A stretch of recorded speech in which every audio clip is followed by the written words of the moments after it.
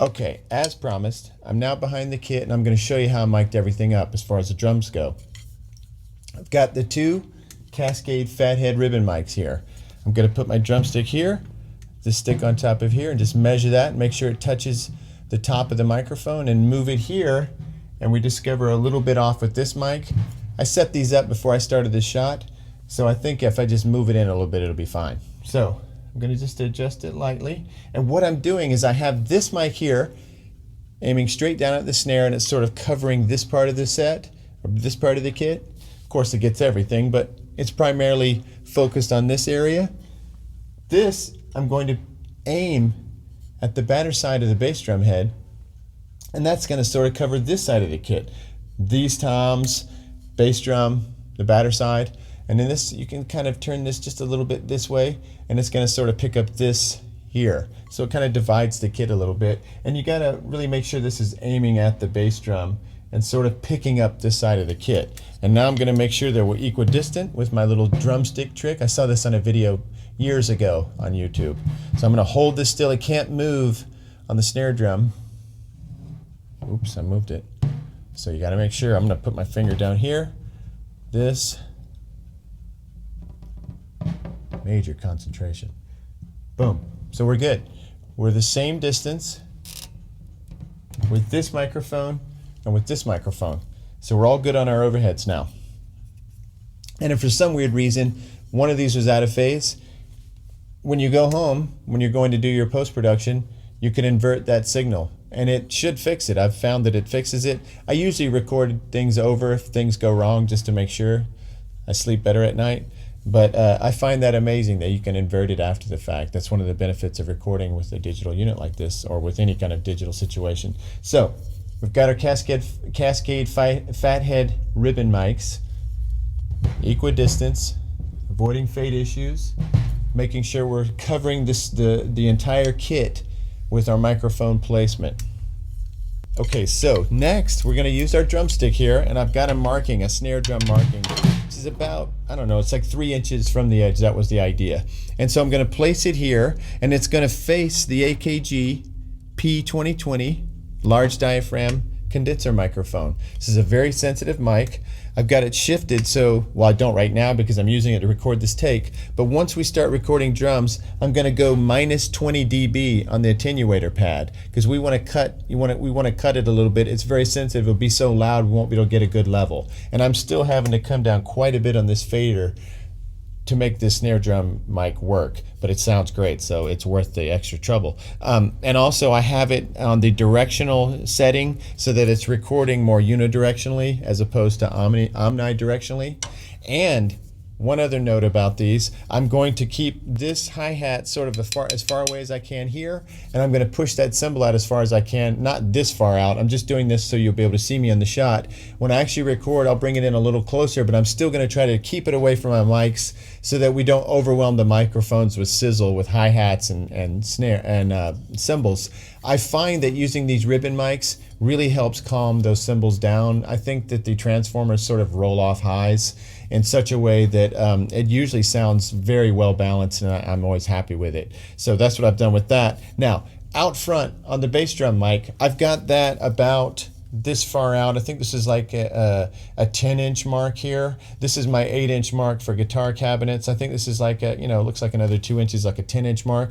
And in the length of the stick, sometimes I will use that as a measurement also. I've found that the bass sort of tightens up and gets bigger if I go out a little bit. And that might be because I'm using this sort of sealed bass drum technique, like what John Bonham did, where you don't cut a hole and you don't put the microphone in there. It may not be the best way to mic a drum, but it works for me, and I like to keep my heads sealed on my bass drum for when I go out and play live. So I want to kind of recreate that tone, and I think it works. So that mic is positioned out there. We've got our two Cascade Fathead Ribbon Mics as our overheads. This is serving to cover the entire kit here. And then we have enhancement for the snare via this microphone here. This is specifically to just give me extra volume, extra dynamics, extra slam on the snare drum. Real quick, the drum set is a Slingerland Magnum kit from the mid-'80s. So you've got these big, huge square toms, and it's just a really big sound that I really love. I love the way these drums sound. They're fantastic, really good quality drums. This is a chrome over brass Slingerland snare from the early 70s. I believe it was dated to 1971. This thing sounds fantastic also. And then as far as cymbals and all that goes, the hi-hats are a 502 Peisty, which was a student model that came out in the 90s. And I really like the hi-hats. They sound fantastic. And hi-hats are pretty expensive, so these are good. I like these. And I've got them, like I said, a little bit over here away from this microphone. My ride cymbal, which is kind of out of play in this song, I believe, I might smash it a couple times. Oh yeah, I hit this one as a cymbal on this one, but as like a crash. This one is a 502 also by Peisty, but this one has the additional bronze. It's like the deluxe model.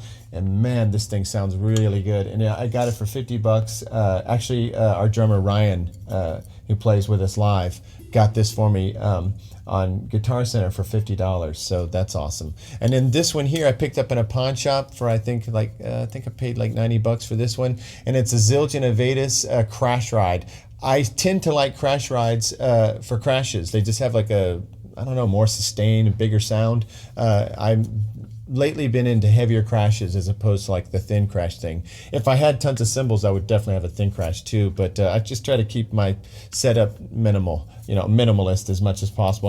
I have an extra tom up here though, just because I think it looks cool and I like the option of going to it. So miking, drums, this gives you a good sound. I'm not going to say that it's the greatest sound that you've ever heard, but it gives you a good sound that I think that is manageable. You won't have phase issues, every 5 seconds because you don't have microphones all over the place. It's just a simplified, good sounding setup.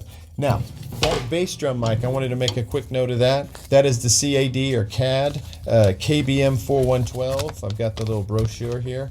And I originally bought this bass drum because I looked it up on a forum and people said it's really cheap and it's really good. And I like really cheap, really good things. All my microphones are basically budget microphones that could probably be picked up for under $100 a piece. I think you can get these for like $100 a piece.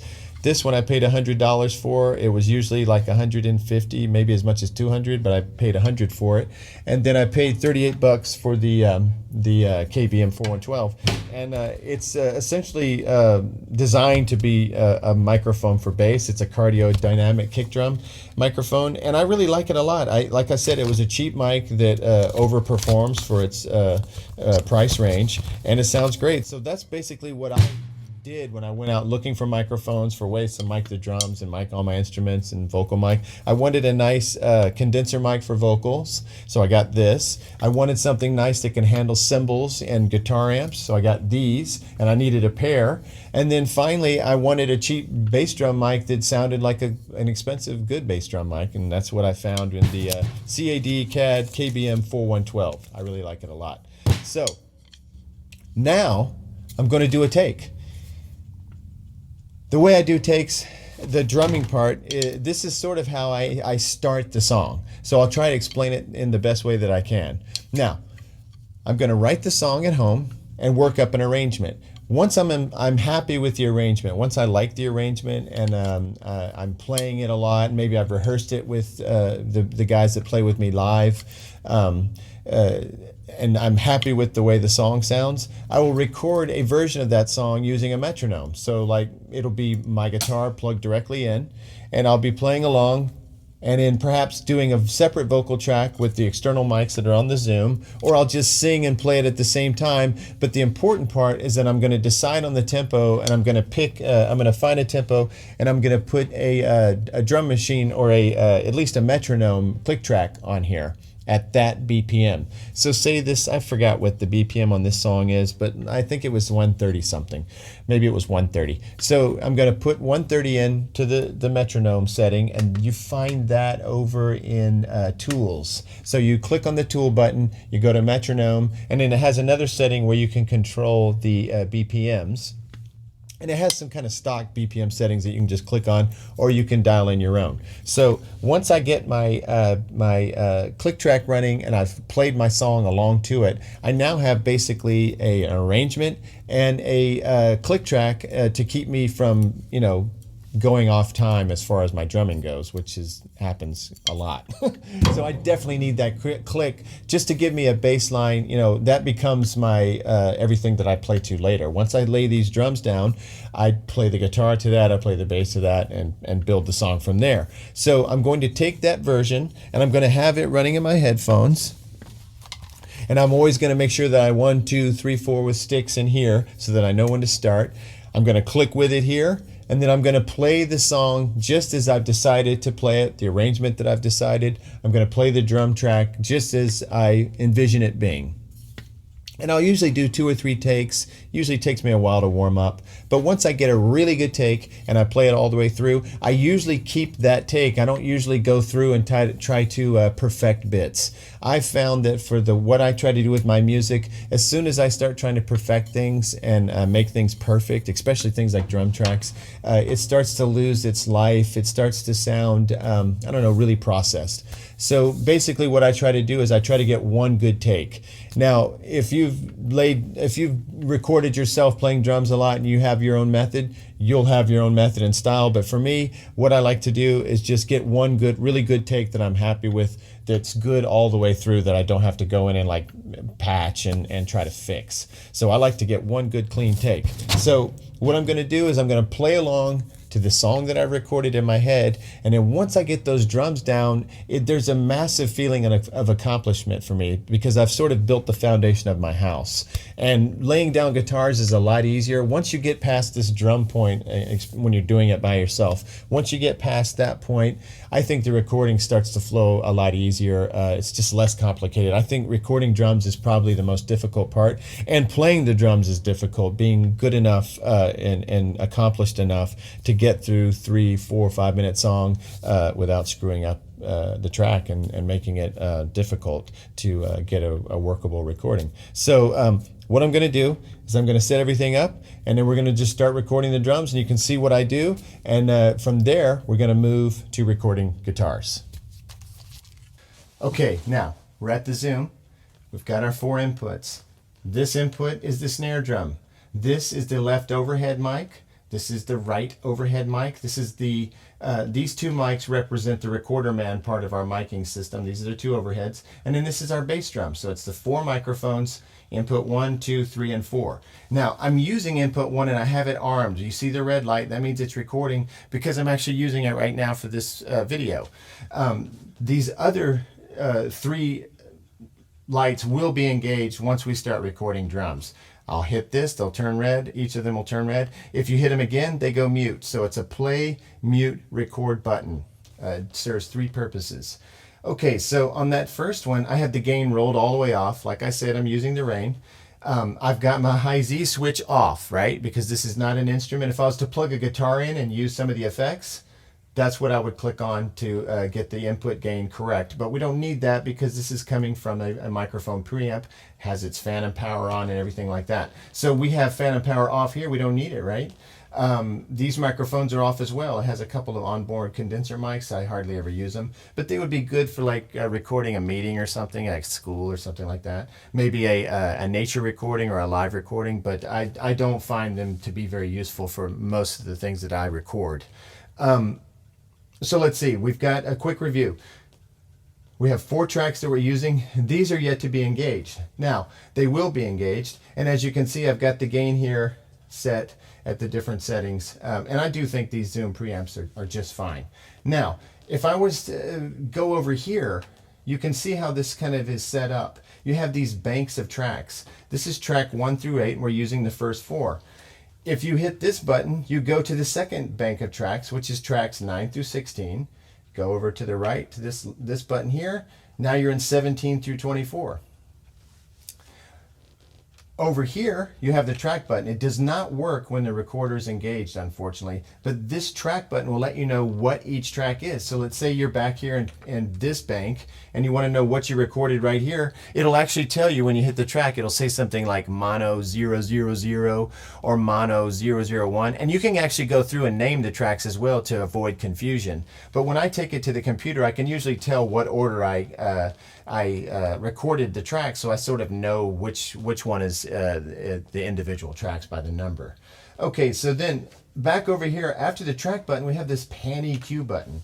And when you click on that, depending on what channel you're in, I'm in track 1, so it's going to show us that we could manipulate our panning. So I could go left a little bit and get that kind of going, and then I can roll this dial back to the right. But I'm going to go just back to 0 because since this mic is on the snare, I want it to be like right down the middle. Now I'm going to take this and go down to high. I could adjust some EQ on the high. I can adjust the EQ on the mid. I can adjust the EQ on the low. It has a little reverb send. It's very subtle reverb. I like the way it sounds. It sounds fine. It's not very dramatic or dynamic, but it's very mild. It kind of adds something sometimes. I don't always use it, but when I do, I usually put on about 30. That seems to be about right for that. And then it has a chorus send as well. I usually put that on 30 as well if I'm going to use it. And both of them, like I said, are very subtle. They're nowhere near as dramatic as, like, say, a reverb plug-in on your computer would be. It's just very subtle, gives a little air. I don't always need it. Just depends on how the drums end up sounding when I'm done. So then we can come down one more, and we see our fader. It's at 100, and you can adjust it. You'll be able to hear me go down in level. You can adjust it like this. And you can also adjust it, of course, with your fader. So like if you come up to 0 and you don't get all the way to 100, I'm at 96, I'll just use this to like fine tune it to 100. Then I'm going to bring this down. Stereo link, if I was to link and record in stereo with another track, that would be on. I'm not going to do that. And then if I wanted to invert the mic because I'm having phase issues, you have an inverter right here, and you can do this after the fact as well, which I think is amazing. If you recorded it and you're having phase issues, you can always try to invert it and see if it sounds better. Okay, so that's how those work, the pan EQ button. Now, when I record things on this, I use compression and things like that, especially on the snare. So on the drums, I'm going to use some compression. Right now, I have so I'm going to go up here to this button that says effect on it. And these are the insert effects. I have it in the algorithm, and I have it on, so it says on or off. I made sure it's in the on setting. And my algorithm that I'm using is called dual mic. My patch is number 21, which is called Warmy. And I thought it just kind of gave me like a YouTube/broadcaster kind of tone to my voice. So I used that for the recording of the dialogue. Now on the actual snare, I think it's number 26. It's called Big Shape. And it's just a compressor limiter, and it's set in a way that I don't have to worry about not setting it correctly, so I use it. It's one of the good things about the Zoom is that it does sort of all the settings for you. So if you don't have a lot of experience working with effects and stuff, outboard processing, it really kind of, and it also, what I love about it, watch this, you can come down here and you can decide how many input screens you want to use. It usually can do 2 at once. Some of them can do 8. Some of them are for mastering and they'll do all 24 tracks. But in this case, I've just got it in the first 2, the ones that are going to be over the snare. So this one is the snare drum mic, like I said, and then this is the left overhead. And in the recorder man technique, if you were to only use these 2 mics, this would be your snare mic. So I have it kind of compressed in the same way as I have the mic that's actually 3 inches away from the rim. And then if you go down one more and hit enter on edit, you can see what we have here. We have our compression, we have our limiter. The limiter is set at -12, the ratio is 16, the release is 8, the level is 66, and all these can be changed. I usually leave them the way they are because they seem to know what they're doing, and I've had less experience with this kind of thing. I'm getting better at it, but if you don't have a lot of experience, that's kind of the benefit of the machine. That's sort of, it makes you sound better than you really are to a certain extent. Okay, so I'm going to exit out of there. Exit again, and now I'm back. You can see I've just got my running time going here. The other neat little thing you can do over here is you can swap tracks. So like if you record a track in track 1 and you want to quickly record and want something in track 2, you can just swap them, just hit swap, and then this one will move to here and this one will move to there. That's kind of a cool thing. And like I said, I like the way they made the most of the situation.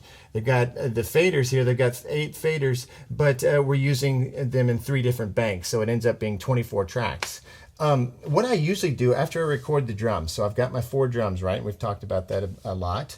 I will, after I finish recording the drums, I'm going to come out of these. I'm going to take these tracks, these WAV files, out of the Zoom and put them into my computer. I'll then take them into the Audacity program. And once I get them in Audacity, I'm going to clean them up a little bit, do a little noise reduction. I don't usually compress there, but I'll do a little noise reduction. If it needs a little compression, like on the snare, maybe the bass drum is a little big, I might do that. I'm definitely going to high pass everything. I'm going to, filter cut it, maybe as much as 100 hertz, at that point, everything down. But you can play around with levels and get to where you want it to be. But I'm going to do all the kind of cleanup work, and then I'm going to come back into back into the Zoom with those cleaned up files. But I'm going to bring them back in here so I can continue to mix and master and work and record with those tracks, the new improved tracks in here. The other thing that I do with the drums, so like I usually bring them down to this third bank, 17 through 24, and I'll have my first 4, I'll have my snare, left overhead, right overhead, bass drum, then I'll repeat it. A copy of the snare, a copy of the left, a copy of the right overhead, and a copy of the bass drum. And then that gives me 8 tracks of drums. It's only 4 tracks doubled, but for whatever reason that just seems to work. I'm sure there's a billion other ways to like double tracks up and stuff, but I just basically double them. So I have 8 tracks of drums on this bank, and I don't do that with every song. If I was to record a song that was a little lighter, like something acoustic or just something that wasn't like super forward or big, I might only use the 4 drums, but I've found that it just sounds better when you double it, and it doesn't take it to the extreme. It just sounds a little bigger and better. So that's what I do. It's just a little trick, and you might have your own tricks that will work better, so you'll know what to do. Okay, so I'm going to go back to the bank 1. That's 1 through 7. This is our master. And our pan EQ, the other thing that it can do is you can go to bank. So like I hit pan EQ, I'm in bank 1. I could switch it to bank 2, so now it's track 9. I could switch it to bank 3. It's now track 7, and you can just scroll across and do any kind of adjusting you want on each individual track, and then you can bring it all the way over here, and you can also work with the master fader here. You can adjust that. So if you don't want to move it here, you can see how the fader works, but you can bring it back up, and then I'm going to do something like bring it to like 106, and then I'll just roll it back till I get to 100. Good. And I'm going to hit exit. Now I'm back here. You can see my runtime going here.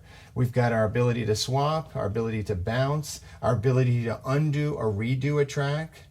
You also have a metronome if you need that. Sometimes I'll turn that on and play the drums to that. Most of the time what I'm doing when I'm playing the drums is I'm playing along to like a demo version of it that I've done on an acoustic guitar with maybe a metronome running in the background, and I'll play along to that. So there's a lot of different ways that I when I compose a song and then figure out the drums, I'll then figure out a way that I can just listen to something and play along so that I lay the drum track, and then I lay all the other tracks along with it, the guitars, the bass, and whatnot, the vocals. So there's lots of other elements going on with this machine. Here's your headphone jack. You've got your headphone level adjustment here. You've got outputs here and a level adjustment for the outputs. You've got a couple of condenser mics here. I rarely use them, but you could use those. And there's a lot more to the unit, but this is just giving you an idea of what I do when I record drums.